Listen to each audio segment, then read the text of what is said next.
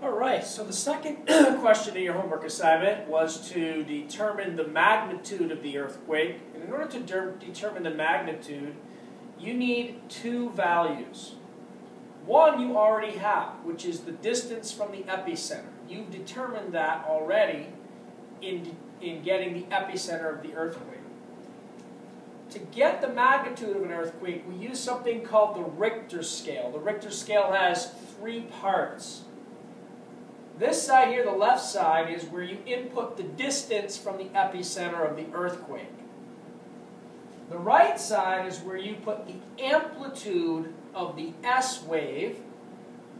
And then what we will need to do is connect the dots, and where the line crosses the magnitude scale in the middle, that determines the magnitude of the earthquake. Now to do that, we already have the distance. We need to remember how to get the amplitude. To get the amplitude,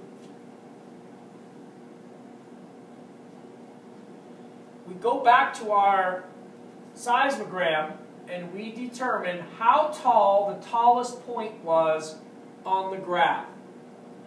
Once we have that value, the computer inputted those values into the Richter scale. Just to refresh your memory, this is what it looked like. You may have determined that the amplitude of the S wave at Eureka, California was about 285.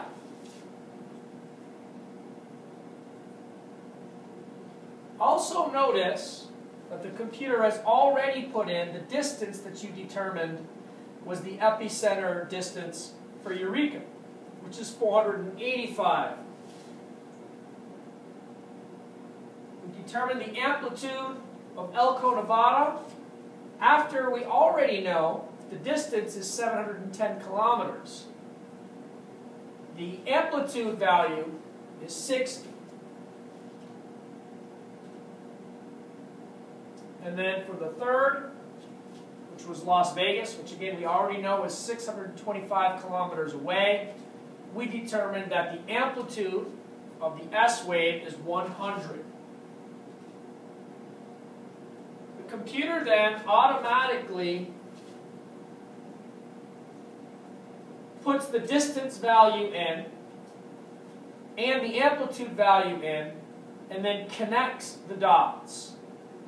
And it did that 3 times for all 3 of the seismograms that we looked at.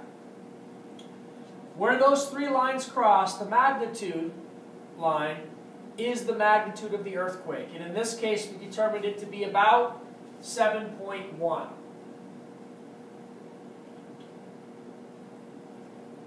And sure enough, we were right.